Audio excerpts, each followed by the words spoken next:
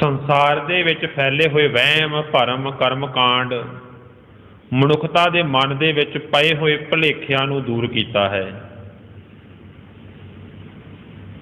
ਕਿਉਂਕਿ ਜਦੋਂ ਮਨੁੱਖ ਜ਼ਿੰਦਗੀ ਜਿਉਂਦਾ ਹੈ ਨਾ, ਜੇਕਰ ਤੋਂ ਆਪਣੀ ਜ਼ਿੰਦਗੀ ਨੂੰ ਨੋਰਮਲੀ ਜੀਵੇ ਤਾਂ ਉਹ ਕਈ ਦੁੱਖਾਂ ਤੋਂ ਬਚ ਜਾਂਦਾ ਹੈ। ਪਰ ਜਦੋਂ ਮਨੁੱਖ ਦੀ ਜ਼ਿੰਦਗੀ ਦੇ ਵਿੱਚ ਵਹਿਮ ਆ ਜਾਂਦੇ ਨੇ ਨਾ, ਫਿਰ ਜ਼ਿੰਦਗੀ ਬੰਦੇ ਦੀ ਫਾਰਮੈਲਿਟੀ ਜੀ ਬਣ ਜਾਂਦੀ ਹੈ, ਨਕਲੀ ਜੀ ਜ਼ਿੰਦਗੀ ਬਣ ਜਾਂਦੀ ਹੈ ਅਤੇ ਉਹਨਾਂ ਦੇ ਉੱਪਰ ਭਰੋਸਾ ਕਰਦਾ ਹੈ ਜਿਹੜੀਆਂ ਚੀਜ਼ਾਂ ਹੈ ਹੀ ਨਹੀਂ ਸੰਸਾਰ ਦੇ ਵਿੱਚ, ਜਿਨ੍ਹਾਂ ਦੀ ਹੋਂਦ ਹੀ ਨਹੀਂ ਹੈਗੀ, ਬਸ ਬਣਾ ਦਿੱਤੀਆਂ ਗਈਆਂ, ਘੜ ਦਿੱਤੀਆਂ ਗਈਆਂ। ਗੁਰੂ ਨਾਨਕ ਸਾਹਿਬ ਸੱਚੇ ਪਾਤਸ਼ਾਹ ਜੀ ਦਾ ਇਹੀ ਯਤਨ ਰਿਹਾ ਹੈ ਜਦੋਂ ਉਹ ਯਾਤਰਾਵਾਂ 'ਤੇ ਨਿਕਲੇ ਨੇ ਕਿ ਜੋ ਮਨੁੱਖ ਦੇ ਮਨ ਦੇ ਵਿੱਚ ਭੁਲੇਖੇ ਪਏ ਹੋਏ ਨੇ ਉਹਨਾਂ ਨੂੰ ਪਹਿਲਾਂ ਸਾਫ਼ ਕਰੋ, ਉਹਨਾਂ ਨੂੰ ਖਤਮ ਕਰੋ। ਗਿਆਨ ਵੀ ਹੋਣਾ ਚਾਹੀਦਾ ਹੈ ਅਤੇ ਜਿਹੜਾ ਅਗਿਆਨਤਾ ਫੈਲੀ ਹੋਈ ਆ ਮਨੁੱਖ ਦੇ ਮਨ ਦੇ ਵਿੱਚ, ਉਹ ਅਗਿਆਨਤਾ ਨੂੰ ਵੀ ਦੂਰ ਕਰਕੇ ਗਿਆਨ ਦੀ ਸਮਝ ਹੋਣੀ ਚਾਹੀਦੀ ਹੈ। ਨਿੱਕੇ ਨਿੱਕੇ ਵਹਿਮ, ਨਿੱਕੇ ਨਿੱਕੇ ਭਰਮ ਪਿੰਡਾਂ ਦੇ ਵਿੱਚ ਤਾਂ ਹੈਗੇ ਹੀ ਹੈਗੇ ਨੇ, ਸ਼ਹਿਰਾਂ ਦੇ ਵਿੱਚ ਵੀ ਹੈਗੇ ਨੇ। ਅਤੇ ਉਸ ਗੱਲ ਨੂੰ ਅਸੀਂ ਭਲੀ ਭਾਂਤ ਵੀ ਜਾਣਦੇ ਹਾਂ, ਸਮਝਦੇ ਹਾਂ ਕਿ ਇਹ ਸੰਸਾਰ ਜਿਹੜਾ ਚੱਲ ਰਿਹਾ 21ਵੀਂ ਸਦੀ ਦਾ ਹੈ। ਅਸੀਂ ਦੂਰ ਤੱਕ ਸੋਚਣ ਵਾਲੇ ਹੋ ਗਏ ਹਾਂ। ਅਸੀਂ ਬੜੇ ਵੱਡੀਆਂ ਦੇਸ਼ਾਂ ਤੱਕ ਜਾਣ ਦੀਆਂ ਗੱਲਾਂ ਕਰਦੇ ਹਾਂ। ਕੰਪਿਊਟਰ ਦੇ ਯੁੱਗ ਹੋ ਗਏ ਨੇ, ਸੋਸ਼ਲ ਮੀਡੀਆ ਦੇ ਯੁੱਗ ਹੋ ਗਏ ਨੇ। ਪਰ ਸੱਚ ਜਾਣਨਾ, ਸੋਚ ਸਾਡੀ ਫਿਰ ਵੀ ਅਜੇ ਵਹਿਮਾਂ ਭਰਮਾਂ ਦੇ ਉਸ ਚਿੱਕੜ 'ਚ ਫਸੀ ਪਈ ਹੈ ਜਿਹੜੀ ਅੱਜ ਤੋਂ 800-900 ਸਾਲ ਪਹਿਲਾਂ ਸੀ। ਜਿਸ ਗੱਲ ਦਾ ਜ਼ਿਕਰ ਭਾਈ ਗੁਰਦਾਸ ਨੇ ਆਪਣੀਆਂ ਬਾਣੀ ਦੇ ਵਿੱਚ, ਆਪਣੀਆਂ ਵਾਰਾਂ ਦੇ ਵਿੱਚ ਵੀ ਕੀਤਾ ਹੈ ਕਿ ਗੁਰੂ ਨਾਨਕ ਸਾਹਿਬ ਸੱਚੇ ਪਾਤਸ਼ਾਹ ਤੋਂ ਪਹਿਲਾਂ ਦੇ ਹਾਲਾਤ ਕਿੱਦਾਂ ਦੇ ਸੀ। ਕਲਯੁਗ ਬੋਧ ਅਵਤਾਰ ਹੈ, ਬੋਧ ਅਬੋਧ ਨਾ ਦ੍ਰਿਸ਼ਟੀ ਆਵੈ, ਕੋਈ ਨਾ ਕਿਸੇ ਵਰਜਈ ਸੋਈ ਕਰੈ ਜੋਈ ਮਨ ਭਾਵੈ, ਕਿਸੇ ਪੁਜਾਈ ਸਿਲਾ ਸੁਣ ਕੋਈ ਗੌਰੀ ਮੜੀ ਪਜਾਵੈ, ਤੰਤਰ ਮੰਤਰ ਪਾਖੰਡ ਕਰ ਕਲੈ ਕ੍ਰੋਧ ਬਹੁਵਾਦ ਵਧਾਵੈ, ਆਪੋ ਧਾਪੀ ਹੋਏ ਕੈ ਨਿਆਰੇ ਨਿਆਰੇ ਧਰਮ ਚਲਾਵੈ, ਪਵਨ ਪਾਣੀ ਬੈ ਸੰਤਰੋ ਧਰਮ ਰਾਜ ਕੋਈ ਤ੍ਰਿਪਤਾਵੈ, ਫੋਕਟ ਧਰਮੀ ਭਰਮ ਭੁਲਾਵੈ। ਇਹ ਭਾਈ ਗੁਰਦਾਸ ਨੇ ਜ਼ਿਕਰ ਕੀਤਾ ਹੈ ਕਿ ਗੁਰੂ ਨਾਨਕ ਸਾਹਿਬ ਤੋਂ ਪਹਿਲਾਂ ਕੋਈ ਚੱਲ ਰਿਹਾ ਸੀ ਕਿ ਵਕਤ ਇੱਦਾਂ ਦਾ ਸੀ ਕਿ ਕਿਸੇ ਕੋਲ ਅਕਲ ਨਹੀਂ ਸੀ ਹੈਗੀ, ਅਗਿਆਨਤਾ ਸਿਰ 'ਤੇ ਚੜ੍ਹੀ ਫਿਰਦੀ ਸੀ, ਸੱਚ ਝੂਠ ਦੀ ਪਰਖ ਨਹੀਂ ਸੀ ਹੈਗੀ, ਬੋਧ ਤੇ ਅਬੋਧ ਕੀ ਹੁੰਦਾ ਹੈ ਪਤਾ ਹੀ ਨਹੀਂ ਸੀ, ਬੋਧ ਅਬੋਧ ਨਾਲ ਦ੍ਰਿਸ਼ਟੀ ਆਵੇ ਦਿਖਾਈ ਨਹੀਂ ਦਿੰਦਾ ਕਿਤੇ, ਸਮਝ ਨਾ ਸਮਝ ਕੀ ਹੁੰਦੀ ਹੈ, ਬੋਧ ਅਬੋਧ ਕੀ ਹੁੰਦਾ ਹੈ, ਗਿਆਨ ਅਗਿਆਨ ਕੀ ਹੁੰਦਾ ਹੈ, ਇਸ ਗੱਲ ਦੀ ਪਰਖ ਹੀ ਨਹੀਂ ਸੀ ਹੈਗੀ ਲੋਕਾਂ ਨੂੰ। ਬਸ ਲਾਈ ਲੱਗ ਨੇ ਲੋਕੀ। ਤੇ ਜਿੰਨਾ ਇੰਡੀਆ ਦੀ ਧਰਤੀ ਤੇ ਭਾਰਤ ਦੇ ਵਿੱਚ ਜਿੰਨੇ ਵਹਿਮ ਭਰਮ ਪਖੰਡ ਹੈ ਨਾ, ਜਿੰਨਾ ਬਾਹਰ ਉਹਨਾਂ ਕਿਸੇ ਦੇਸ਼ ਦੇ ਵਿੱਚ ਨਹੀਂ ਹੈਗਾ। ਤੰਤਰ ਮੰਤਰ ਪਖੰਡ ਕਾਰ ਕਲੈ ਕ੍ਰੋਧ ਬਹੁਵਾਦ ਵਧਾਵੇ, ਆਪੋ ਧਾਪੀ ਹੋਏ ਕੈ ਨਿਆਰੇ ਨਿਆਰੇ ਧਰਮ ਚਲਾਵੇ। ਹਰੇਕ ਨੇ ਆਪੋ ਆਪਣਾ ਪੰਥ ਖੜਾ ਕਰ ਲਿਆ, ਹਰੇਕ ਨੇ ਆਪੋ ਆਪਣਾ ਨਿਆਰਾ ਮਾਰਗ ਖੜਾ ਕਰ ਲਿਆ। ਬਸ ਕਿਹਦੇ ਨਾਂ ਤੇ? ਧਰਮ ਦੇ ਨਾਂ ਤੇ। ਸੱਚਾਈ ਨਹੀਂ ਸੀ ਦਿਸਦੀ ਕਿਤੇ ਵੀ। ਤੇ ਜ਼ਿਆਦਾਤਰ ਮਨੁੱਖ ਦੇ ਮਨ ਦੇ ਵਿੱਚ ਜਿੰਨੇ ਵਹਿਮ ਤੇ ਜਿੰਨੇ ਭਰਮ ਪਏ ਹੋਏ ਨੇ, ਬਸ ਉਹਨਾਂ ਵਹਿਮਾਂ ਭਰਮਾਂ ਦਾ ਦਬਾਅ ਦੇ ਵਿੱਚ ਆ ਕੇ ਹੀ ਇਹ ਆਪਣੇ ਕਾਰਜ ਵਿਧੀਆਂ ਨਿਭਾ ਰਿਹਾ ਹੈ, ਆਪਣੇ ਇਹ ਧਰਮ ਦੇ ਨਾਲ ਜੁੜੇ ਹੋਏ ਕਰਮ ਕਰ ਰਿਹਾ ਹੈ। ਤੇ ਸੱਚ ਜਾਣਨਾ, ਜਿੰਨੇ ਧਰਮ ਦੇ ਨਾਂ ਤੇ ਬੰਦਾ ਕੰਮ ਕਰਦਾ ਹੈ ਨਾ, ਜਾਂ ਤਾਂ ਜ਼ਿਆਦਾ ਤਾਂ ਡਰ ਕੇ ਕਰ ਰਿਹਾ ਜਾਂ ਲਾਲਚ ਦਾ ਮਾਰਿਆ ਕਰ ਰਿਹਾ। ਇਹੀ ਗੱਲ ਬਚਨ ਹੈ ਸਤਿਗੁਰ ਦਾ, ਕਰਮ ਧਰਮ ਪਖੰਡ ਜੋ ਦਿਸੈ। ਜੋ ਦਿਸ ਰਿਹਾ ਨਾ ਕਰਮ, ਜੋ ਕੰਮ ਦਿਸ ਰਹੇ ਨੇ ਕਿ ਹੋ ਰਹੇ ਨਾ ਧਰਮ ਦੇ ਨਾਂ ਤੇ, ਪਾਤਸ਼ਾਹ ਕਹਿੰਦੇ ਨਹੀਂ ਨਹੀਂ, ਇਹ ਤੁਹਾਨੂੰ ਭੁਲੇਖਾ ਪੈ ਗਿਆ ਕਿ ਜਿਹੜੇ ਕੰਮ ਧਰਮ ਦੇ ਨਾਂ ਤੇ ਹੋ ਰਹੇ ਆ ਜਾਂ ਧਰਮ ਦੇ ਹੇਠ ਹੋ ਰਹੇ ਨੇ, ਇਹ ਕੰਮ ਧਰਮ ਨਹੀਂ ਹੈ। ਇਹ ਕੀ ਹੈ? ਕਹਿੰਦੇ ਕਰਮ ਧਰਮ ਪਖੰਡ। ਜੋ ਵੀ ਦਿਖਾਈ ਦੇ ਰਿਹਾ ਹੈ, ਜੋ ਦਿਸੈ ਤੈਨੂੰ ਜਮ ਜਾਗਾਤੀ ਲੁੱਟੈ। ਦਿਨੋਂ ਦਿਨ ਮਨੁੱਖਤਾ ਦੀ ਲੁੱਟ ਹੋ ਰਹੀ ਹੈ, ਦਿਨੋਂ ਦਿਨ ਮਨੁੱਖਤਾ ਡਿੱਗ ਰਹੀ ਹੈ। ਰੋਜ਼ਾਨਾ ਉਹਦੀ ਜ਼ਿੰਦਗੀ ਦੇ ਵਿੱਚ ਗਿਰਾਵਟ ਆ ਰਹੀ ਹੈ। ਧਰਮ ਨਹੀਂ ਸੀ ਉਹ, ਫਿਰ ਕਿੱਦਾਂ ਦਾ ਧਰਮ ਹੈ? ਕਿਹੜੀ ਚੀਜ਼ ਨੂੰ ਧਰਮ ਕਿਹਾ ਜਾਂਦਾ ਸੀ? ਸਤਿਗੁਰ ਨੇ ਕਿਸ ਚੀਜ਼ ਨੂੰ ਧਰਮ ਕਿਹਾ ਸੀ? ਅੱਜ ਦਾ ਪਾਵਨ ਹੁਕਮਨਾਮਾ ਹੈ। ਧੰਨ ਗੁਰੂ ਅਰਜਨ ਸਾਹਿਬ ਸੱਚੇ ਪਾਤਸ਼ਾਹ ਜੀ ਨੇ ਇੱਕ ਗੱਲ ਬੜੀ ਪਿਆਰੀ ਲਿਖੀ ਹੈ। ਜਿਹੜਾ ਮਨੁੱਖ ਹੋਵੇ ਨਾ ਸੁਚੇਤ, ਸਮਝਦਾਰ ਹੋਵੇ, ਪਰਖ ਕਰਨੀ ਜਾਣਦਾ ਹੋਵੇ, ਪਰਖ ਬੁੱਧੀ ਰੱਖਦਾ ਹੋਵੇ ਥੋੜ੍ਹੀ ਜਿਹੀ, ਤੇ ਉਹ ਪਰਖ ਬੁੱਧੀ ਜਿਹਨੂੰ ਗੁਰਬਾਣੀ ਦੀ ਸੋਝੀ ਹੈਗੀ ਹੈ, ਗਿਆਨ ਹੈਗਾ, ਸਮਝ ਹੈਗੀ ਹੈ, ਥੋੜ੍ਹਾ ਬਹੁਤਾ ਇੱਕ ਊੜਾ ਜਾਣਦਾ ਗੁਰਬਾਣੀ ਦਾ ਕੋਈ ਮਨੁੱਖ, ਸੱਚ ਜਾਣਨਾ, ਉਹ ਮਨੁੱਖ ਸੁਚੇਤ ਰਹਿੰਦਾ ਜ਼ਿੰਦਗੀ ਦੇ ਵਿੱਚ, ਅਵੇਅਰ ਰਹਿੰਦਾ। ਪਾਤਸ਼ਾਹ ਕਹਿੰਦੇ ਰਾਮ ਨਾਮ ਜੋ ਜਨ ਜਪੈ, ਪ੍ਰਮਾਤਮਾ ਦਾ ਨਾਮ ਜਿਹੜਾ ਜਪਦਾ ਹੈ, ਅੰਨ ਦਿਨ ਸਦ ਜਾਗੈ। ਅੰਨ ਦਿਨ ਰੋਜ਼ਾਨਾ, ਹਮੇਸ਼ਾ ਹੀ, ਡੇਲੀ, 12 ਮਹੀਨੇ 30 ਦਿਨ 24 ਘੰਟੇ ਹਮੇਸ਼ਾ ਹੀ ਉਹ ਜਾਗਦਾ ਹੈ, ਸੁਚੇਤ ਰਹਿੰਦਾ ਹੈ, ਅੱਖਾਂ ਖੋਲ੍ਹ ਕੇ ਚੱਲਦਾ ਹੈ। ਸਰੀਰ ਦੀਆਂ ਅੱਖਾਂ ਦਾ ਨਹੀਂ ਕੋਈ ਜ਼ਿਕਰ ਬਹੁਤਾ। ਸਰੀਰ ਦੀਆਂ ਅੱਖਾਂ ਤਾਂ ਕੋਈ ਸਵੇਰੇ ਤੜਕੇ 3 ਵਜੇ ਖੋਲ੍ਹ ਲੈਂਦਾ, 4 ਵਜੇ, 5 ਵਜੇ ਖੋਲ੍ਹ ਲੈਂਦਾ। ਕੋਈ ਇਸ ਗੱਲ ਦਾ ਬਹੁਤਾ ਜ਼ਿਕਰ ਨਹੀਂ ਕਿ ਸਰੀਰ ਦੀ ਨੀਂਦ ਹੈ ਜਿਹੜੀ ਉਹ ਕਦੋਂ ਖੁੱਲ੍ਹਦੀ ਹੈ। ਮਾਇਨੇ ਇਹ ਰੱਖਦਾ ਹੈ ਕਿ ਮਨ ਦੀ ਨੀਂਦ ਕਦੋਂ ਖੁੱਲ੍ਹਦੀ ਹੈ। ਮਨ ਵੀ ਸੁੱਤਾ ਪਿਆ ਹੈ, ਮਨ ਸੁੱਤਾ ਮਾਇਆ ਬਿਸਮਾਦ, ਮਨ ਤਾਂ ਮਾਇਆ ਦੇ ਵਿੱਚ ਸੁੱਤਾ ਪਿਆ ਹੈ, ਮਨ ਤਾਂ ਭਰਮ ਭੁਲੇਖਿਆਂ ਦੇ ਵਿੱਚ ਸੁੱਤਾ ਪਿਆ ਹੈ। ਸਰੀਰ ਦਾ ਜਾਗਣਾ ਇੱਕ ਅਲੱਗ ਟੌਪਿਕ ਹੈ। ਸਭ ਤੋਂ ਜ਼ਰੂਰੀ ਗੱਲ ਹੈ ਮਨ ਦਾ ਜਾਗਣਾ।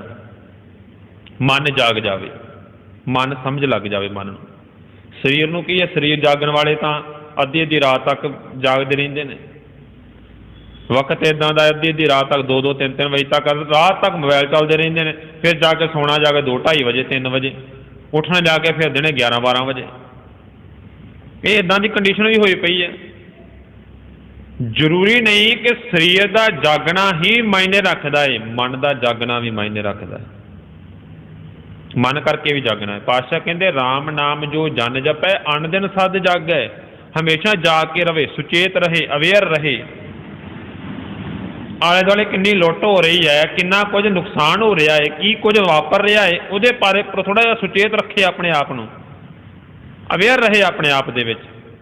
ਫਿਰ 2 ਗੱਲਾਂ ਦਾ ਜ਼ਿਕਰ ਕੀਤਾ ਹੈ ਧੰਨ ਗੁਰੂ ਅਰਜਨ ਸਾਹਿਬ ਸੱਚੇ ਪਾਤਸ਼ਾਹ ਨੇ। ਕਹਿੰਦੇ ਜਿਹੜਾ ਰੱਬ ਦਾ ਨਾਮ ਜਪਦਾ ਹੈ, ਪਰਮਾਤਮਾ ਦੀ ਹਜ਼ੂਰੀ ਦੇ ਵਿੱਚ ਰਹਿੰਦਾ ਹੈ ਅਤੇ ਅਕਾਲ ਪੁਰਖ ਪਰਮਾਤਮਾ ਦੀ ਬਾਣੀ ਨੂੰ ਸਹਾਰਾ ਬਣਾ ਕੇ ਜੀਵਨ ਬਤੀਤ ਕਰਕੇ ਹਮੇਸ਼ਾ ਜਿਹੜਾ ਜਾਗਦਾ ਰਹਿੰਦਾ ਹੈ, ਅਵੇਅਰ ਰਹਿੰਦਾ, ਸੁਚੇਤ ਰਹਿੰਦਾ, ਮਨ ਕਰਕੇ ਜਾਗਦਾ ਜਿਹੜਾ।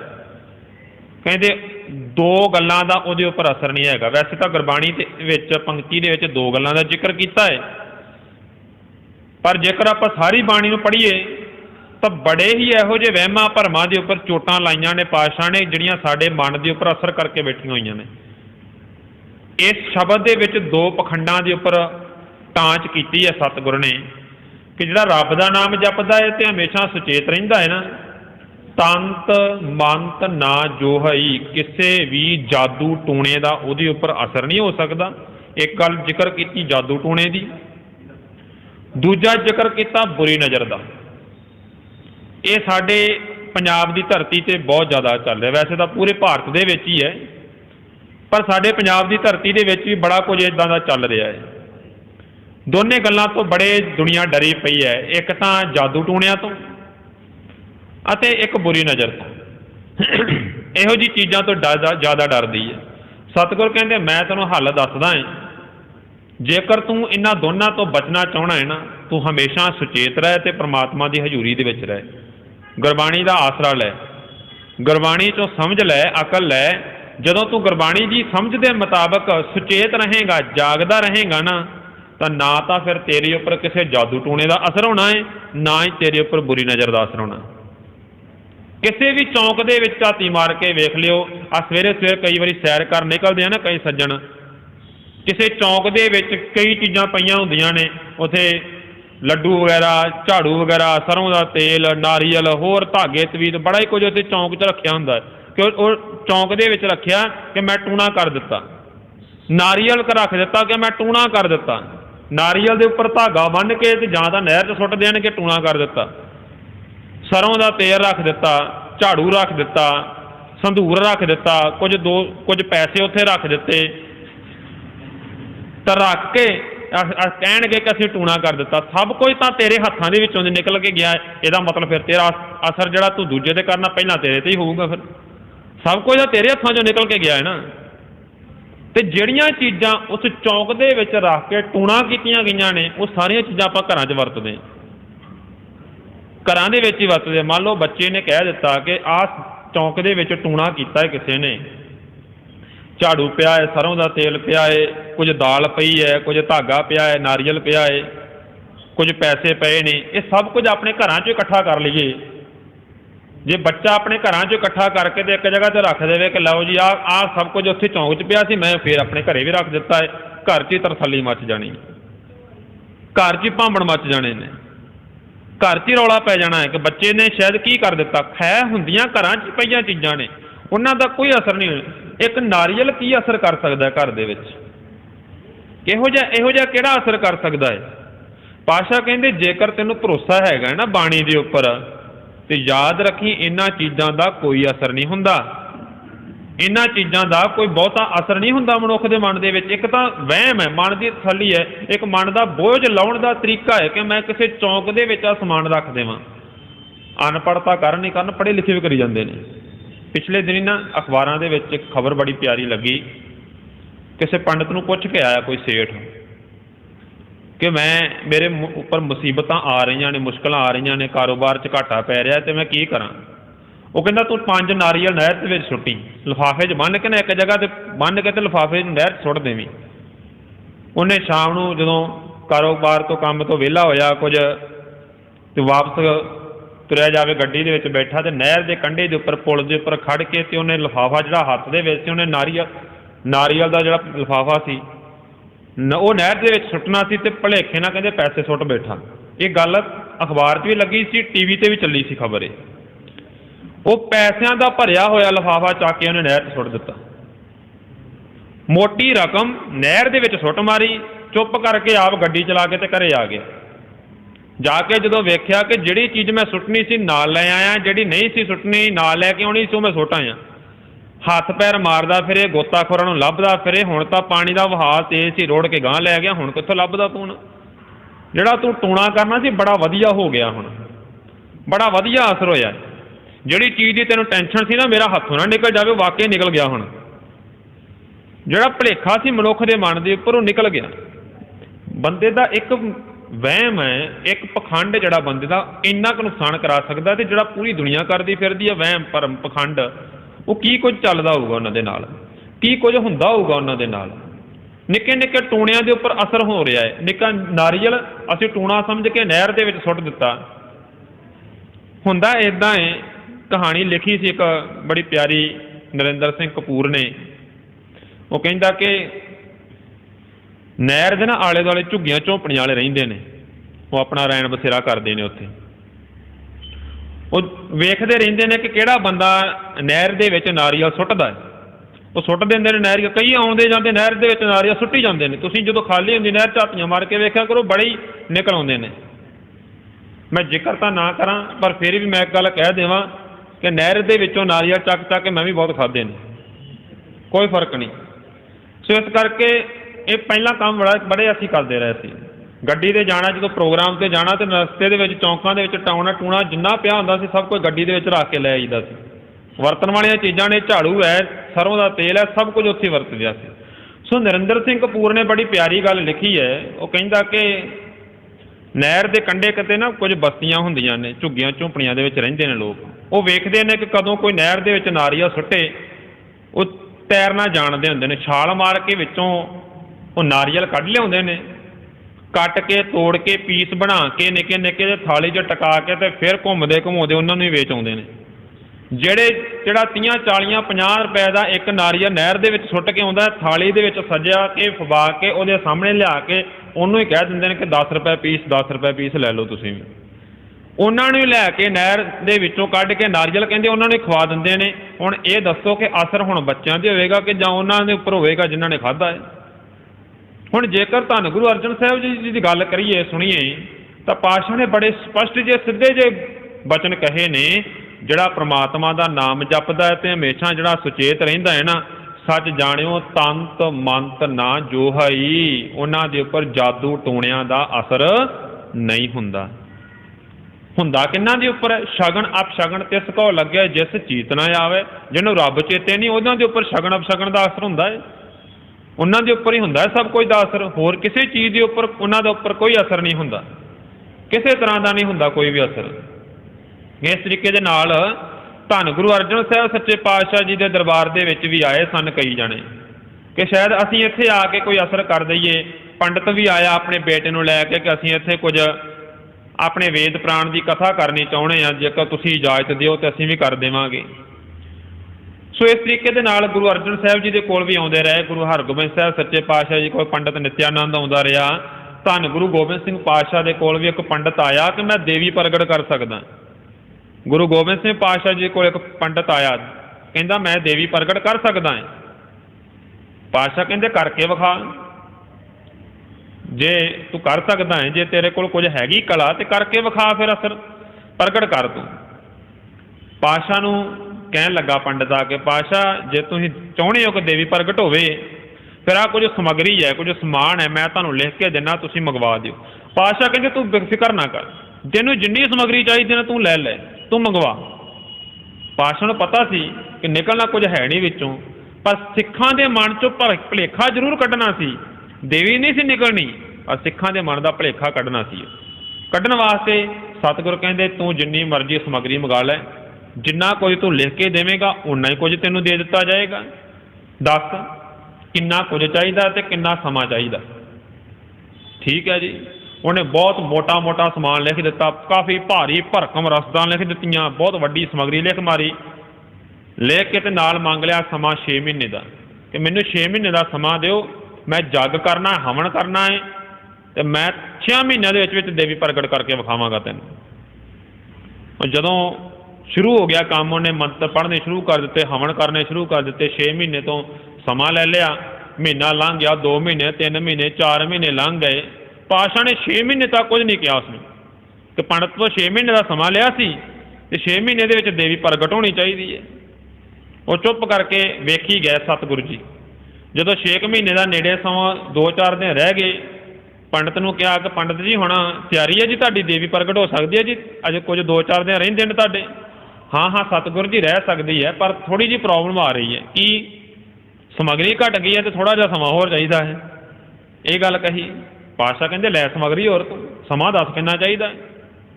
ਫਿਰ ਮਹੀਨੇ ਦਾ ਸਮਾਂ ਲੈ ਲਿਆ, ਸਮੱਗਰੀ ਹੋਰ ਮੰਗਵਾ ਲਈ, ਢੇਰ ਸਾਰੀ ਸਮੱਗਰੀ ਫਿਰ ਮੰਗਵਾ ਲਈ, ਮਹੀਨੇ ਦਾ ਸਮਾਂ ਫਿਰ ਮੰਗਵਾ ਲਿਆ, ਲੈ ਲਿਆ।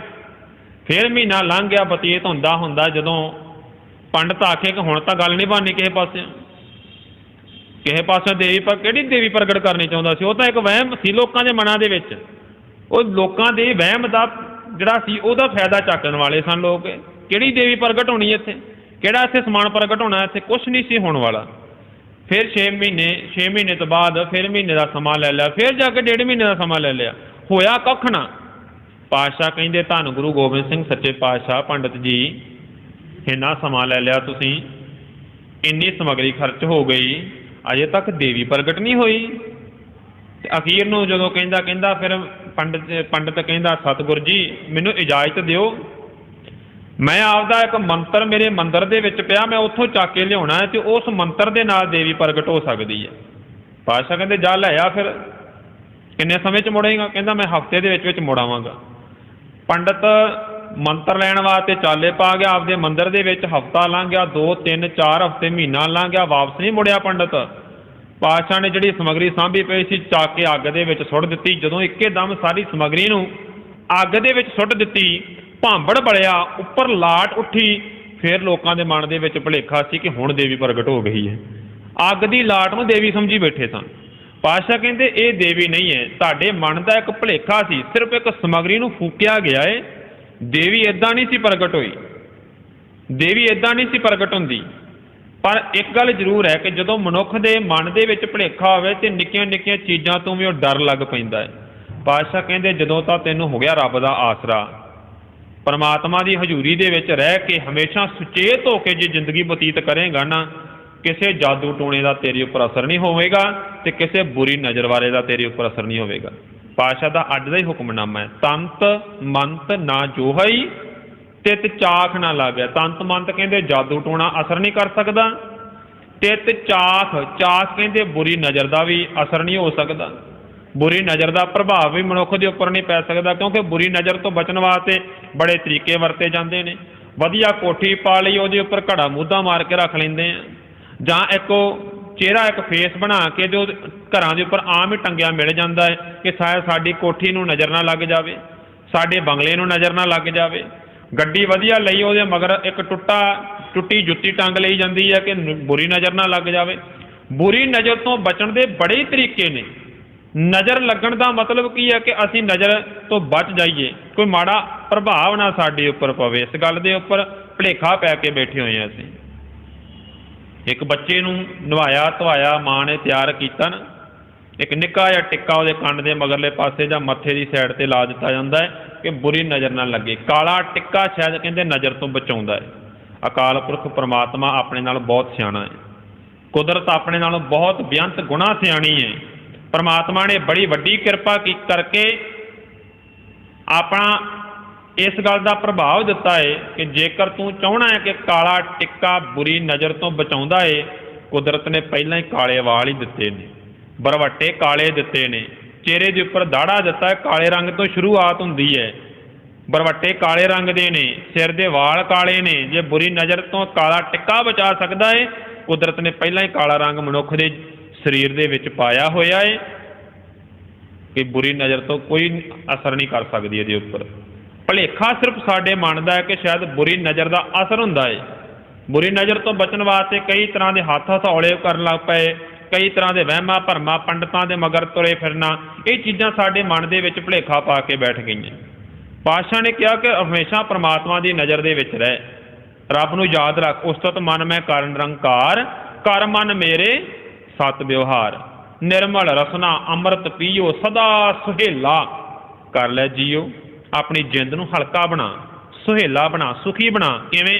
ਆਹ ਤਰੀਕਾ ਦੱਸਿਆ ਪਾਤਸ਼ਾਹ ਨੇ। ਆਪਣੇ ਘਰ ਦੇ ਵਿੱਚ, ਆਪਣੇ ਮਨ ਦੇ ਵਿੱਚ ਟਿਕਿਆ ਰਹੇ, ਆਪਣੇ ਮਨ ਨੂੰ ਚੜ੍ਹਦੀ ਕਲਾ ਦੇ ਵਿੱਚ ਰੱਖ। ਫਿਰ ਕਰ ਬੈਸੋ ਹਰ ਜਨ ਪਿਆਰੇ, ਸਤਿਗੁਰ ਤੁਮਰੇ ਕਾਜ ਸਵਾਰੇ। ਦੁਸ਼ਟ ਦੂਤ ਪਰਮੇਸ਼ਰ ਮਾਰੇ, ਰੱਬ ਨੇ ਮਾਰਨੇ ਆ ਦੁਸ਼ਟ ਦੂਤ ਜਿਹੜੇ ਸਾਡੇ ਆਪਣੇ। ਅਸੀਂ ਨਹੀਂ ਆਪਣੇ ਆਪ ਦੁਸ਼ਮਣਾਂ ਨੂੰ ਮਾਰ ਸਕਦੇ, ਸਾਡੇ ਦੁਸ਼ਮਣਾਂ ਨੂੰ ਸਾਡੇ ਰੱਬ ਨੇ ਮਾਰ ਦੇਣਾ ਹੈ। ਅਸੀਂ ਤਾਂ ਬੇਫਿਕਰ ਹੋ ਕੇ ਪ੍ਰਮਾਤਮਾ ਦੀ ਹਜ਼ੂਰੀ ਦੇ ਵਿੱਚ ਰਹਿ ਕੇ ਆਪਣੀ ਜ਼ਿੰਦਗੀ ਨੂੰ ਪ੍ਰਮਾਤਮਾ ਦੀ ਰਜ਼ਾ ਦੇ ਵਿੱਚ ਕੱਢਣਾ ਹੈ। ਸਾਡਾ ਕੰਮ ਇੰਨਾ ਕਹਿ ਕੇ ਅਸੀਂ ਰੱਬ ਦੀ ਰਜ਼ਾ ਦੇ ਵਿੱਚ ਰਹਿ ਕੇ ਬਤੀਤ ਕਰੀਏ ਆਪਣੀ ਜ਼ਿੰਦਗੀ ਨੂੰ। ਦੁਸ਼ਟ ਦੂਤ ਨੂੰ ਤਾਂ ਮਾਲਕ ਨੇ ਆਪ ਮਾਰਨਾ ਹੈ। ਜਿਹੜੇ ਸਾਡੇ ਉੱਪਰ ਬੁਰੀਆਂ ਨਜ਼ਰਾਂ ਦੇ ਅਸਰ ਹੁੰਦੇ ਨੇ, ਜਾਦੂ ਟੂਣਿਆਂ ਦੇ ਅਸਰ ਹੁੰਦੇ ਨੇ, ਇਹ ਚੀਜ਼ਾਂ ਨੂੰ ਰੱਬ ਨੇ ਆਪ ਖਤਮ ਕਰਨਾ ਹੈ। ਇਹਨਾਂ ਨੂੰ ਰੱਬ ਤੋਂ ਇਲਾਵਾ ਕੋਈ ਦੂਜਾ ਬੰਦਾ ਖਤਮ ਨਹੀਂ ਕਰ ਸਕਦਾ। ਗੁਰੂ ਅਰਜਨ ਸਾਹਿਬ ਪਾਤਸ਼ਾਹ ਜੀ ਦਾ ਬਚਨ ਹੈ ਤੇ ਗੁਰੂ ਅਰਜਨ ਸਾਹਿਬ ਨੇ ਇਹ ਗੱਲ ਬਚਨ ਉਚਾਰਨ ਕੀਤੇ ਨੇ, ਮਾਨੁਖ ਕੀ ਟੇਕ ਬਿਰਥੀ ਸਭ ਜਾਣ, ਦੇਵਨ ਕੋ ਏਕ ਹੈ ਭਗਵਾਨ। ਜਿਸ ਕੈ ਦੀਏ ਰਹੇ ਅਗਾਏ, ਬਹੁ ਨਾ ਤ੍ਰਿਸ਼ਨਾ ਲਾਗੇ ਆਏ। ਮਾਰੇ ਰਾਖੇ ਏਕੋ ਆਪ, ਮਨ ਕੈ ਕਿਛ ਨਾਹੀ ਹਾਥ। ਜੇ ਮਾਰਨਾ ਹੈ ਤੇ ਰੱਬ ਨੇ ਮਾਰਨਾ ਹੈ, ਜੇ ਰੱਖਣਾ ਹੈ ਤੇ ਰੱਬ ਨੇ ਰੱਖ ਲੈਣਾ ਹੈ। ਤੂੰ ਰੱਬ ਦੀ ਰਜ਼ਾ ਦੇ ਵਿੱਚ ਤੁਰਿਆ ਚੱਲ, ਰੱਬ ਨੇ ਤੈਨੂੰ ਰੱਖ ਲੈਣਾ ਹੈ। ਗੁਰ ਪੂਰਾ ਮੇਰੀ ਰਾਖ ਲਈ, ਮਾਲਕ ਨੇ ਹੀ ਬਚਾ ਕੇ ਰੱਖਣਾ। ਰੱਬ ਤੋਂ ਬਿਨਾ ਕੋਈ ਦੂਜਾ ਨਹੀਂ ਰੱਖ ਸਕਦਾ। ਇਹ ਨਹੀਂ ਹੁੰਦਾ ਕਿ ਮੈਂ ਉੱਥੋਂ ਪਾਣੀ ਕਰਵਾ ਕੇ ਲਿਆਂਦਾ, ਮੈਂ ਉੱਥੋਂ ਧਾਗਾ ਕਰਵਾ ਕੇ ਲਿਆਂਦਾ, ਮੈਂ ਉੱਥੋਂ ਨਾਰੀਅਲ ਕਰਵਾ ਕੇ ਲਿਆਂਦਾ, ਮੈਂ ਸ਼ਾਇਦ ਇਹਦਾ ਚੀਜ਼ ਦਾ ਅਸਰ ਹੋ ਜਾਵੇਗਾ। ਗੁਰੂ ਅਰਜਨ ਸਾਹਿਬ ਜੀ ਦਾ ਅੱਜ ਦਾ ਹੁਕਮਨਾਮਾ 817 ਨੰਬਰ ਉੱਪਰ ਸਵਾਈਮਾਨ ਹੈ। ਬੜੇ ਪਿਆਰੇ ਬਚਨ ਨੇ ਕਿ ਜਿਹੜਾ ਮਨੁੱਖ ਹਮੇਸ਼ਾ ਸੁਚੇਤ ਰਹਿੰਦਾ ਹੈ, ਰੱਬ ਦੀ ਰਜ਼ਾ ਦੇ ਵਿੱਚ ਚੱਲਦਾ ਹੈ ਨਾ, ਉਹਨਾਂ ਦੇ ਉੱਪਰ ਜਾਦੂ ਟੂਣਿਆਂ ਦਾ ਅਸਰ ਨਹੀਂ ਹੁੰਦਾ। ਧਰਮ ਦੇ ਨਾਂ ਦੇ ਉੱਪਰ ਇੰਨੇ ਕੁ ਵਹਿਮ ਭਰਮ ਫੈਲਾਏ ਪਏ ਨੇ ਮਨੁੱਖ ਨੇ, ਇਹ ਅੱਜ ਦੇ ਨਹੀਂ, ਇਹ ਸਦੀਆਂ ਪਹਿਲਾਂ ਤੋਂ ਚੱਲੀ ਤੁਰੇ ਆਉਂਦੇ ਨੇ। ਗੁਰੂ ਨਾਨਕ ਸਾਹਿਬ ਸੱਚੇ ਪਾਤਸ਼ਾਹ ਤੋਂ ਪਹਿਲਾਂ ਦੇ ਚੱਲੀ ਤੁਰੇ ਆਉਂਦੇ ਨੇ। ਬੜਾ ਕੁਝ ਇਹੋ ਜਿਹਾ ਚੱਲਦਾ ਸੀ ਧਰਮ ਦੇ ਨਾਂ ਦੇ ਉੱਪਰ, ਬਲੀਆਂ ਦੇਣੀਆਂ, ਵਹਿਮ ਭਰਮ ਪਖੰਡ ਚੱਲੀ ਜਾਣੇ, ਧਾਗੇ ਤਵੀਤਾਂ ਦੇ ਵਿੱਚ ਅਸਰ ਪਾ ਕੇ ਰੱਖਣਾ। ਜਦੋਂ ਨਾ ਐਮਨਾਬਾਦ ਦੀ ਧਰਤੀ ਦੇ ਉੱਪਰ ਹਮਲਾ ਕਰਨਾ ਸੀ ਬਾਬਰ ਨੇ, ਤਾਂ ਉੱਥੋਂ ਦੇ ਇਲਾਕੇ ਦੇ ਕੁਝ ਲੋਕ ਇਕੱਠੇ ਹੋ ਕੇ ਪੰਡਤਾਂ ਦੇ ਕੋਲ ਗਏ, ਕਿਉਂਕਿ ਪੰਡਤਾਂ ਨੇ ਗੱਲਾਂ ਇਹੋ ਜਿਹੀਆਂ ਬਣਾ ਕੇ ਪੇਸ਼ ਕੀਤੀਆਂ ਸੀ ਕਿ ਜਾਦੂ ਟੂਣਿਆਂ ਦੇ ਵਿੱਚ ਅਸਰ ਬੜਾ ਹੁੰਦਾ ਹੈ। ਬਣਾਈਆਂ ਸੀ ਗੱਲਾਂ ਇੱਦਾਂ ਦੀਆਂ। ਪਿੰਡ ਦੇ ਇਲਾਕਿਆਂ ਦੇ ਲੋਕ ਇਕੱਠੇ ਹੋ ਕੇ ਪੰਡਤਾਂ ਦੇ ਕੋਲ ਗਏ, ਪੰਡਤ ਜੀ ਕੋਈ ਹੱਲ ਦੱਸੋ, ਬਾਬਰ ਸਾਡੇ ਪਿੰਡਾਂ ਵਾਲੇ ਪਾਸੇ ਨੂੰ ਇਲਾਕਿਆਂ 'ਤੇ ਚੜ੍ਹਾਈ ਕਰਨ ਵੱਲ ਆ ਰਿਹਾ ਏ, ਉਹਨੇ ਸਾਡਾ ਘਰ ਘਾਟ ਉਜਾੜ ਦੇਣੇ ਨੇ, ਸਾਡਾ ਪਰਿਵਾਰ ਖਤਮ ਕਰ ਦੇਣਾ, ਉਹਨੇ ਸਾਡਾ ਸਭ ਕੁਝ ਤਹਿਸ ਨਹਿਸ ਕਰ ਦੇਵੇਗਾ। ਉਹ 'ਤੇ ਤੁਸੀਂ ਕੋਈ ਜਾਦੂ ਟੂਣਾ ਕੋਈ ਦਿਓ, ਕੋਈ ਅਸਰ ਦਿਓ, ਕੋਈ ਇਹੋ ਜਿਹਾ ਮੰਤਰ ਦਿਓ ਕੋਈ ਜਿਹਦਾ ਕਰਕੇ ਸਾਡੇ ਘਰ ਘਾਟ ਬਚ ਜਾਣ। ਪੰਡਤ ਕਹਿੰਦਾ ਠੀਕ ਹੈ ਜੀ, ਮੈਂ ਦੱਸਦਾ ਤੁਹਾਨੂੰ। 3 ਦਿਨ ਦਾ ਸਮਾਂ ਮੰਗਿਆ ਪੰਡਤਾਂ ਨੇ। ਸਾਰੀ ਗੱਲਬਾਤ ਹੋਈ। ਗੱਲਬਾਤ ਕਰਨ ਤੋਂ ਬਾਅਦ ਜਦੋਂ 3 ਦਿਨਾਂ ਬਾਅਦ ਹੱਲ ਦੱਸਿਆ ਨਾ ਆ ਕੇ ਕਿ ਪੰਡਤ ਕਹਿੰਦਾ ਕਿ ਤੁਸੀਂ ਜਦ ਆਹ ਮੰਤਰ ਪੜ੍ਹਨੇ ਸ਼ੁਰੂ ਕਰ ਦਿਓ, ਤੇ ਨਰਿੰਦਰ ਸਿੰਘ ਕਪੂਰ ਨੇ ਗੱਲ ਲਿਖੀ ਹੈ, ਕਹਿੰਦਾ 3 ਦਿਨਾਂ ਬਾਅਦ ਜਦੋਂ ਪੰਡਤਾਂ ਨੇ ਜਾ ਕੇ ਜਵਾਬ ਦਿੱਤਾ, ਪਰ ਉਹਨਾਂ 3 ਦਿਨਾਂ ਦੇ ਵਿੱਚ ਹੀ ਬਾਬਰ ਨੇ ਐਮਨਾਬਾਦ ਉਜਾੜ ਕੇ ਮਿੱਟੀ ਦੀ ਢੇਰੀ ਬਣਾ ਕੇ ਰੱਖ ਦਿੱਤਾ ਸੀ। ਗੱਲ ਇਹ ਨਹੀਂ ਹੁੰਦੀ ਕਿ ਮੰਤਰਾਂ ਦੇ ਮਗਰ ਲੱਗ ਜਾਣਾ, ਕਿ ਪੰਡਤਾਂ ਨੇ ਮਗਰ ਲੱਗ ਕੇ ਲੋਕਾਂ ਨੇ ਆਪਣੇ ਘਰ ਘਾਟ ਉਜਾੜ ਲਏ, ਪੰਡਤਾਂ ਦੇ ਮਗਰ ਲੱਗ ਗਏ। ਪਾਤਸ਼ਾਹ ਨੇ ਬਾਣੀ ਦੇ ਵਿੱਚ ਵੀ ਇਸ ਗੱਲ ਦਾ ਜ਼ਿਕਰ ਕੀਤਾ, ਖੁਰਾਸਾਨ ਖਸਮਾਨਾ ਕੀਆ ਹਿੰਦੁਸਤਾਨ ਡਰਾਇਆ। ਪਾਤਸ਼ਾਹ ਨੇ ਬਾਣੀ ਦੇ ਵਿੱਚ ਥਾਂ ਥਾਂ ਦੇ ਇਸ ਗੱਲ ਦਾ ਜ਼ਿਕਰ ਕੀਤਾ ਹੈ। ਜਿਨ ਸਿਰ ਸੋਹਣ ਪੱਟੀਆਂ ਮੰਗੀ ਪਾਇਣ ਸੰਧੂਰ, ਜਿਨ ਸਿਰ ਸੋਹਣ ਪੱਟੀਆਂ, ਜਿਨ੍ਹਾਂ ਦੇ ਉੱਪਰ ਪੱਟੀਆਂ ਜਿਹੜੇ ਆਪਣੇ ਵਾਲਾਂ ਦੇ ਚੀਰ ਕਢਾ ਕੇ ਸਿਰ ਦੇ ਉੱਪਰ ਰੱਖਦੀਆਂ ਹੁੰਦੀਆਂ ਸੀ, ਮੰਗੀ ਪਾਏ ਸੰਧੂਰ ਸੇ ਸਿਰ ਮਨਦਾਨਿਕ ਕੱਟੀਆਂ, ਉਹਨਾਂ ਦੇ ਸਿਰਾਂ ਨੂੰ ਆ ਕੇ ਬਾਬਰ ਦੇ ਬੰਦਿਆਂ ਨੇ ਆ ਕੇ ਕੱਟ ਦਿੱਤਾ, ਉਹਨਾਂ ਦੇ ਵਾਲ ਆ ਕੇ ਕੱਟ ਦਿੱਤੇ ਗਏ। ਸੇ ਸਿਰ ਕਾਤੀ ਮੁੰਨੀਆਂ, ਗਲ ਵਿੱਚ ਆਵੇ ਧੂੜ, ਉਹਨਾਂ ਦੇ ਵਾਲਾਂ ਨੂੰ ਉੱਥੋਂ ਦੇ ਬਾਬਰ ਦੇ ਜਿਹੜੇ ਸਿਪਾਹੀਆਂ ਨੇ ਆ ਕੇ ਔਰਤਾਂ ਦੇ ਵੀ ਸਿਰਾਂ ਦੇ ਵਾਲ ਕੱਟ ਕੇ ਰੱਖ ਦਿੱਤੇ ਸੀ। ਸੇ ਸਿਰ ਕਾਤੀ ਮੁੰਨੀਆਂ, ਗਲ ਵਿੱਚ ਆਵੇ ਧੂੜ, ਗਲਾਂ ਦੇ ਵਿੱਚ ਮਿੱਟੀ ਕੱਟੇ ਪੈ ਗਏ, ਸਿਰ ਮਿੱਟੀ ਦੇ ਨਾਲ ਭਰ ਗਏ ਉਹਨਾਂ ਦੇ। ਇਹ ਕੁਝ ਹੋ ਗਿਆ ਉਸ ਜਗ੍ਹਾ ਦੇ ਉੱਪਰ।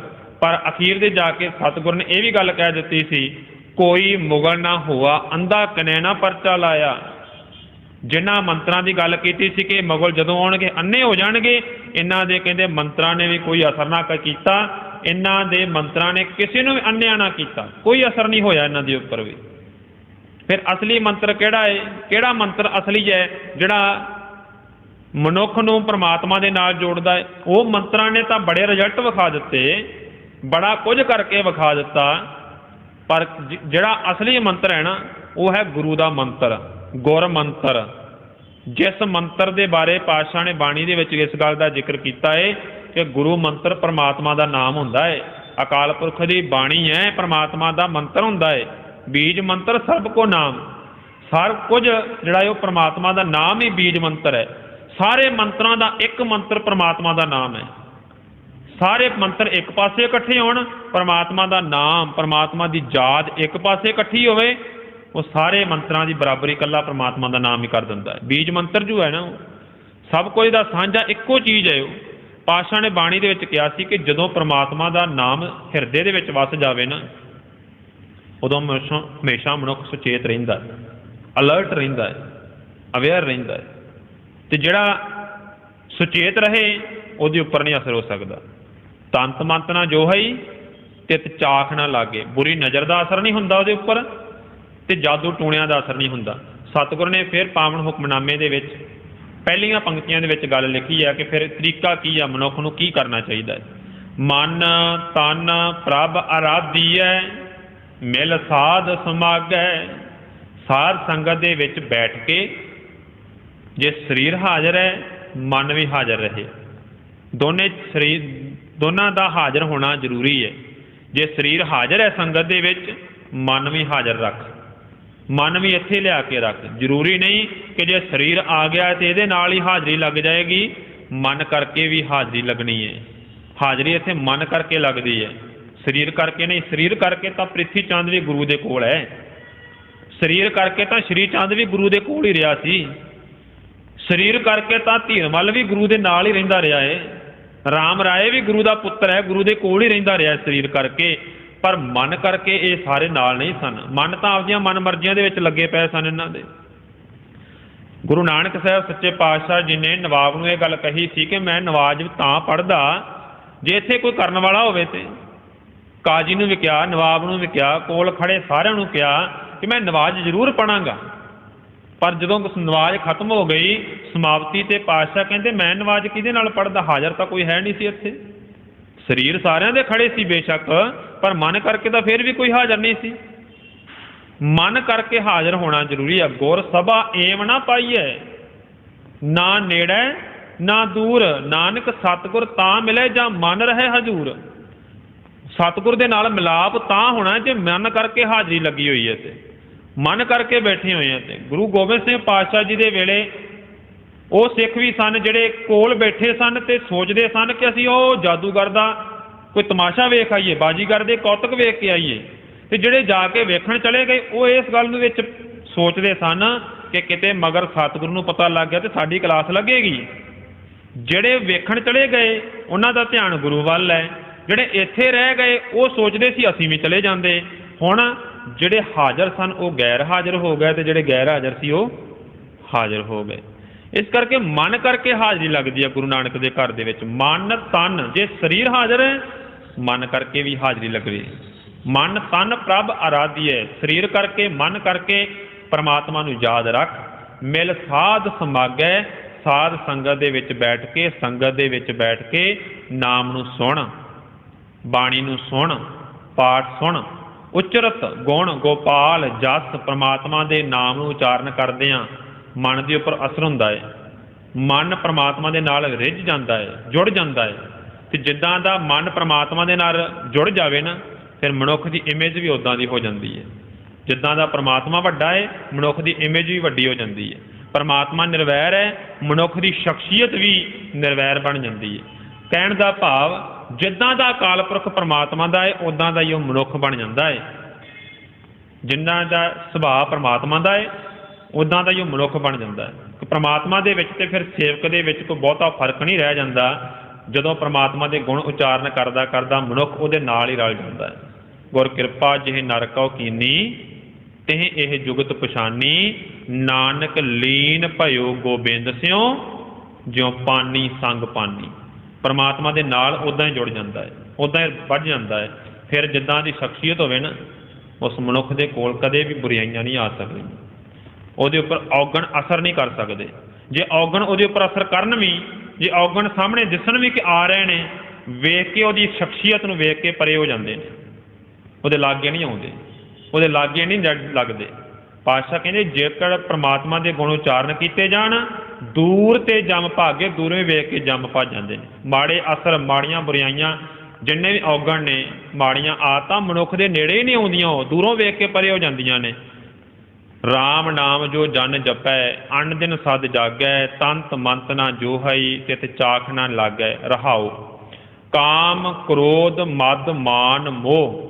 ਕਾਮ ਕ੍ਰੋਧ ਮਨੁੱਖ ਦੇ ਉੱਪਰ ਜਿਹੜਾ ਅਸਰ ਕਰਕੇ ਬੈਠੇ ਹੋਏ ਨੇ, ਇਹ ਔਗਣ, ਇਹ ਵਿਕਾਰ ਜਿਹੜੇ ਮਨੁੱਖ ਦੇ ਅੰਦਰ ਜਿਹੜੇ ਇਨਬੈਲੈਂਸ ਹੋਏ ਪਏ ਨੇ, ਬਿਲਕੁਲ ਮਨੁੱਖ ਨੂੰ ਅਪਸੈਟ ਕਰਕੇ ਰੱਖਿਆ ਹੋਇਆ। ਕ੍ਰੋਧ ਨੇ, ਮੋਹ ਨੇ, ਵਿਕਾਰਾਂ ਨੇ, ਇਹੋ ਜਿਹੀ ਤ੍ਰਿਸ਼ਨਾ ਨੇ ਮਨੁੱਖ ਦੇ ਮਨ ਨੂੰ ਭੜਕਾ ਕੇ ਰੱਖਿਆ ਹੋਇਆ ਹੈ ਕਿ ਇਹਨਾਂ ਦੇ ਮਗਰ ਲੱਗਾ ਹੋਇਆ ਮਾੜੇ ਰਾਹ ਚੁਣਦਾ ਹੈ, ਮਾੜੇ ਕੰਮਾਂ ਦੇ ਵਿੱਚ ਜਾਂਦਾ ਹੈ, ਮਾੜੀ ਸੰਗਤ ਦੇ ਵਿੱਚ ਬੈਠਦਾ ਹੈ। ਪਾਤਸ਼ਾਹ ਕਹਿੰਦੇ ਮਾਲਕ ਦੇ ਨਾਲ ਜੁੜ ਕੇ ਬਿਨਸੇ ਅਨਰਾਗੈ, ਸਾਰੇ ਤਰ੍ਹਾਂ ਦੇ ਰਸ ਖਤਮ ਹੋ ਜਾਂਦੇ ਨੇ, ਮਾੜੀਆਂ ਆਦਤਾਂ ਬੰਦੇ ਦੀਆਂ ਖਤਮ ਹੋ ਜਾਂਦੀਆਂ ਨੇ। ਆਨੰਦ ਮਗਨ ਰਸ ਰਾਮ ਰੰਗ, ਨਾਨਕ ਸ਼ਰਨ ਆਗੈ। ਪਰਮਾਤਮਾ ਦੀ ਸ਼ਰਨ ਪੈ ਕੇ, ਗੁਰੂ ਨਾਨਕ ਦੀ ਸ਼ਰਨ ਪੈ ਕੇ ਹਮੇਸ਼ਾ ਮਨੁੱਖ ਆਨੰਦ ਦੇ ਵਿੱਚ ਰਹਿੰਦਾ ਹੈ, ਹਮੇਸ਼ਾ ਮਨੁੱਖ ਚੜ੍ਹਦੀ ਕਲਾ ਦੇ ਵਿੱਚ ਰਹਿੰਦਾ ਹੈ, ਪਰਮਾਤਮਾ ਦੇ ਰੰਗ ਦੇ ਵਿੱਚ ਲੰਘਿਆ ਰਹਿੰਦਾ ਹੈ। ਇੱਕੋ ਇੱਕ ਹੈ ਪਰਮਾਤਮਾ ਦੇ ਨਾਮ, ਕਿਉਂਕਿ ਗੁਰੂ ਨੇ ਸੁੱਖ ਬਾਅਦ 'ਚ ਦੇਣੇ ਨੇ, ਪਹਿਲਾਂ ਮਨੁੱਖ ਨੂੰ ਆਨੰਦਮਈ ਬਣਾਉਣਾ ਹੈ। ਗੁਰੂ ਦੇ ਨਾਲ ਜਦੋਂ ਮੇਲ ਹੁੰਦਾ ਹੈ ਨਾ, ਉਦੋਂ ਸੁੱਖ ਨਹੀਂ, ਉਦੋਂ ਪਹਿਲਾਂ ਸਭ ਤੋਂ ਕੀ ਮਿਲਦਾ ਹੈ? ਜਦੋਂ ਪਰਮਾਤਮਾ ਦੇ ਨਾਲ ਜੁੜਿਆ ਹੋਇਆ ਮਨੁੱਖ ਹੈ, ਉਹਨੂੰ ਸਭ ਤੋਂ ਪਹਿਲਾਂ ਮਿਲਦਾ ਹੈ ਆਨੰਦ। ਆਨੰਦ ਤੋਂ ਬਾਅਦ ਫਿਰ ਸੁੱਖ, ਫਿਰ ਮਨੁੱਖ ਦੇ ਮਨ ਦੀ ਦ੍ਰਿੜਤਾ, ਪਰਪੱਕਤਾ, ਇਹ ਸਭ ਕੁਝ ਨਾਲ ਨਾਲ ਤੁਰੇ ਆਉਂਦੇ ਨੇ। ਸਭ ਤੋਂ ਪਹਿਲਾਂ ਅਸਰ ਹੁੰਦਾ ਹੈ ਆਨੰਦ ਦਾ। ਸਤਿਗੁਰੂ ਨੇ ਲਿਖਿਆ ਬਾਣੀ ਦੇ ਵਿੱਚ, ਆਨੰਦ ਭਇਆ ਮੇਰੀ ਮਾਏ, ਸਤਿਗੁਰੂ ਮੈਂ ਪਾਇਆ। ਪਰਮਾਤਮਾ ਦੇ ਨਾਲ ਜੁੜ ਕੇ ਆਨੰਦ ਬਣ ਜਾਂਦਾ ਹੈ। ਇੱਕ ਉਹ ਅੰਦਰ ਦੀ ਸ਼ਾਂਤੀ, ਅੰਦਰ ਦਾ ਚੈਨ ਬਣ ਜਾਂਦਾ ਹੈ, ਜਿਹੜਾ ਚੈਨ ਬਾਹਰੋਂ ਕਿਸੇ ਹੋਰ ਪਾਸਿਓਂ ਨਹੀਂ ਮਿਲਣਾ। ਮਨ ਦੀ ਤਸੱਲੀ ਜਦੋਂ ਹੋ ਗਈ ਨਾ ਗੁਰੂ ਨਾਨਕ ਦੀ ਬਾਣੀ ਦੇ ਵਿੱਚੋਂ, ਫਿਰ ਬੰਦਾ ਬਾਹਰ ਭਟਕਦਾ ਹੀ ਨਹੀਂ ਹੈ। ਧਰ ਜੀ ਅਰੇ ਇੱਕ ਟੇਕ ਤੂੰ, ਲਾਹ ਬਿਡਾਨੀ ਆਸ। ਬੇਗਾਨੀ ਆਸਾਂ ਲਾਹ ਦੇ, ਇੱਕੋ ਇੱਕ ਦੇ ਉੱਪਰ ਅਸਰ ਰੱਖ, ਇੱਕੋ ਇੱਕ ਦੇ ਉੱਪਰ ਆਪਣਾ ਭਰੋਸਾ ਟਿਕਾ ਕੇ ਰੱਖ। ਜਦੋਂ ਇੱਕ ਦੇ ਉੱਪਰ ਭਰੋਸਾ ਰੱਖੇਗਾ, ਤੇਰੀ ਜ਼ਿੰਦਗੀ ਰਾਮ ਦੇ ਰੰਗ ਵਿੱਚ ਰੰਗੇਗੀ, ਉਹਦੇ ਨਾਲ ਲੰਘ ਜਾਏਗੀ, ਪਰਮਾਤਮਾ ਦੇ ਨਾਲ ਬਤੀਤ ਹੋਏਗੀ। ਸਤਿਗੁਰੂ ਜੀ ਰਹਿਮਤਾਂ ਕਰਨ। ਧੰਨ ਗੁਰੂ ਅਰਜਨ ਸਾਹਿਬ ਸੱਚੇ ਪਾਤਸ਼ਾਹ ਜੀ ਦਾ ਇਹ ਪਾਵਨ ਹੁਕਮਨਾਮਾ ਅੱਜ ਦਾ 817 ਉੱਪਰ ਸੁਭਾਏਮਾਨ ਹੈ। ਪਾਤਸ਼ਾਹ ਜੀ ਕਿਰਪਾ ਕਰਨ। ਸਰਬੱਤ ਸੰਗਤਾਂ ਦਾ ਕੋਟਨ ਕੋਟ ਧੰਨਵਾਦ, ਸ਼ੁਕਰਾਨਾ ਸਤਿਗੁਰੂ ਜੀ ਦਾ। ਸੋ ਬੇਨਤੀ ਹੈ, ਡਾਕਟਰ ਸੁਰਿੰਦਰ ਸਿੰਘ ਇਸ ਸਮੂਹ ਪਰਿਵਾਰ ਵੱਲੋਂ ਅੱਜ ਦੇ ਚਾਹ ਦੇ ਲੰਗਰਾਂ ਦੀ ਸੇਵਾ ਹੋਈ ਹੈ। ਸਰਬੱਤ ਸੰਗਤਾਂ ਨੂੰ ਬੇਨਤੀ ਹੈ ਕਿ ਲੰਗਰ ਛਕ ਕੇ ਜਾਣ ਦੀ ਕਿਰਪਾਲਤਾ ਕਰਨੀ ਹੈ। ਸੋ ਰਹਿੰਦਾ ਸਮਾਂ ਗੁਰਬਾਣੀ ਕੀਰਤਨ ਸਰਵਣ ਕਰੀਏ। ਭੁੱਲ ਚੁੱਕ ਦੀ ਖਿਮਾ, ਅਦਬ ਸਤਿਕਾਰ ਸਹਿਤ ਅਸੀਸ ਬਖਸ਼ਿਓ। ਵਾਹਿਗੁਰੂ ਜੀ ਕਾ ਖਾਲਸਾ।